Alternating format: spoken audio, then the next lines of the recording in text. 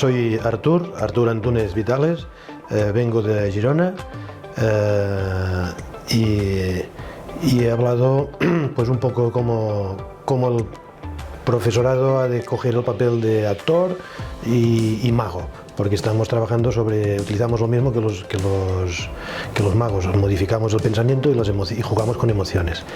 Y para eso pues utilizo el sistema de numeración binario o base 3 y he explicado cosas de números para fastidiar un poco al personal, y luego he demostrado cómo uso estas cosas con juegos originales, diseñados para ocasiones concretas, y la intención era animar a que la gente diseñe sus propios juegos para hacer cosas distintas en el aula y motivar y divertirse con los alumnos.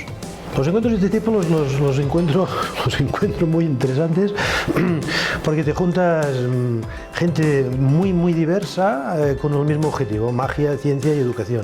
Hay quien es más mago, hay quien es más científico y hay quien es más educador.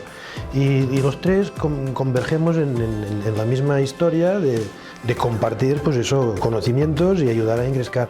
Entonces, la gente, los ponentes dan cada uno de ellos lo mejor de sí mismos, o sea, aprendes de cada uno un montón de cosas. Yo de los dos anteriores me he apuntado 2 frases mágicas y 4 cosas más.